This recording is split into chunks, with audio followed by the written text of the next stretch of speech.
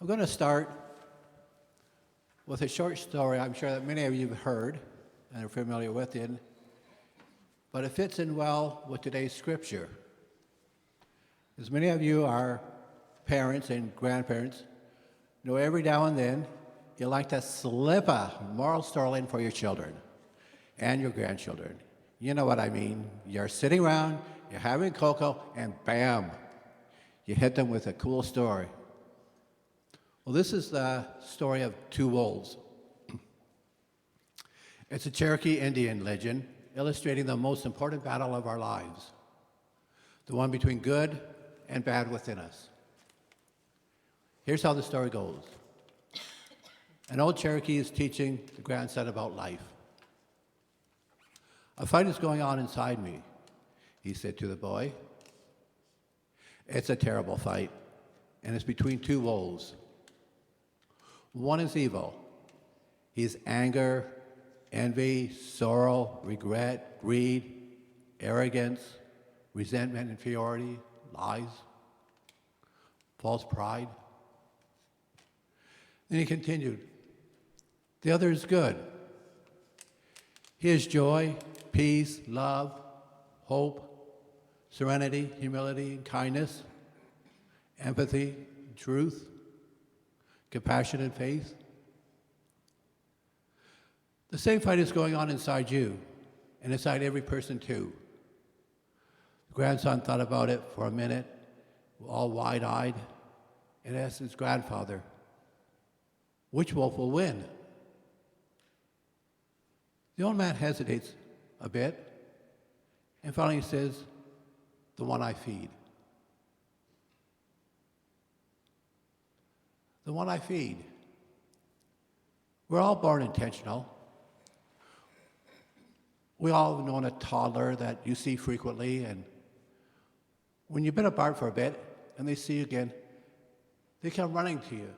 And there's sometimes they fall, but they get back up and they keep running with this big grin, and they hug your legs when they finally reach you. That's intentional. That's love and happiness. There's no hate or fear. Hate and fear are things we learn. As adults, we must be intentional.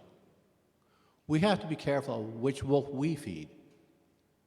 Sometimes it isn't easy, and sometimes it's uncomfortable to be intentional, even when we know we are doing the right things. Sometimes it could be the words we choose to use, or our actions, or our welcome. Many times it's unintentional what we say. We mean well, but it's how the words get interpreted, such as, "You're welcome here." The intent is good, but what I hear is segregation of you and me. To say all are welcome here, I feel accepted, equal and part of the group and the family. There's no you and us. To many people, we've been disowned by their friends and family and the churches who are trying to be their authentic selves. So finding a place that is accepting of everyone is like a breath of fresh air. Our differences can make us stronger. Being intentional doesn't have to require an extreme effort. Everyone should be comfortable with what they're doing, be at their own comfort level at all times. If the most you can say now is hello or welcome, that's enough. That's being intentional. It may only be one word, but it breaks down that wall of fear a person has upon entering a building. Saying nothing at all, that keeps that wall up. Here's another short story. This happened to me. It was last Pride parade before COVID. I was sitting on the float, and somehow I ended up on one side of the float by myself handing out water. The band was playing, the others on the float smiling, waving on the other side, as I was doing also on the side I was on. Then someone on the sidewalk said something to me that, well, it's too vulgar to repeat. I just pasted on a smile and kept waving, even though I felt I had just been punched in the stomach. A few feet later, I saw a friend waving and cheering at me. That's all it took. And the smile was back, and no more thought of what I'd just been called. If you can be a part of the parade, great. If you can't, try to go and watch it and cheer on the people from the church. That's being a friendly face. That's being intentional. We're all in this together and learning together. We all make mistakes, and we have to accept that. In most cases, the intent is good, and I'm not upset because I realize people are trying to say, or what they're trying to say. Many people have been disowned by their families, and they make their own chosen families of friends to gather with who have been disowned as well. Let this be their church family. At Trinity, we've been intentional about letting people know that they are wanted and welcome here, and that has enriched us so much. We are like a tapestry. I lost my spot.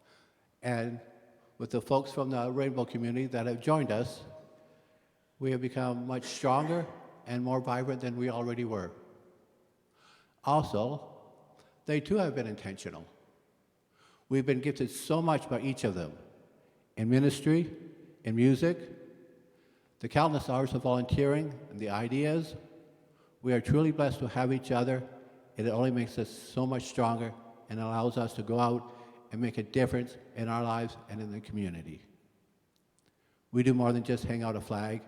We're walking the walk. To see or hear someone say that they feel comfortable to be themselves is so heartwarming. And I'm not just speaking about the gay, lesbian, bisexual communities, but also the transgendered community.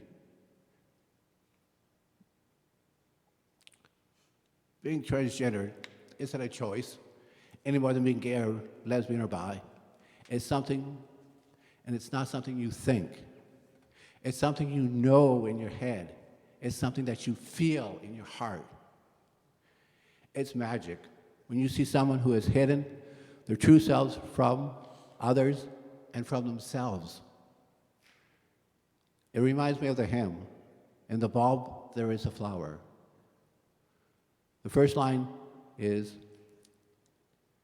"In the bulb there is a flower, in the seed an apple tree."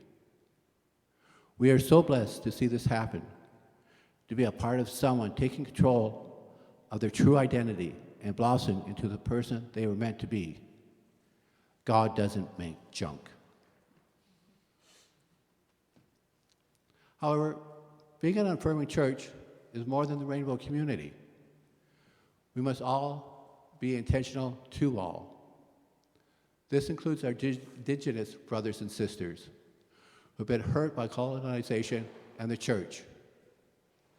I'm an educated person, and until recent years, I knew nothing about the atrocities that have happened to our indigenous family, a secret that has been hidden for centuries and has now come to light, the full impact of which is almost too hard to fathom. Now, a vote will be coming up within the United Church, giving the indigenous people the right to have their own church under the United Church umbrella. Imagine that. With what they have been put through, they still want to be a part of the United Church family. I think it's exciting. We have so much to learn from them, such as being good stewards of the earth and so much more. We also have much to unlearn. We can only do this by being intentional, not only by what we say, but also by our actions. It isn't easy to be intentional, learning the pronouns, accepting that we are all going to make mistakes and have growing pains. However, we will grow into this together and come out a stronger and kinder and more respectful community.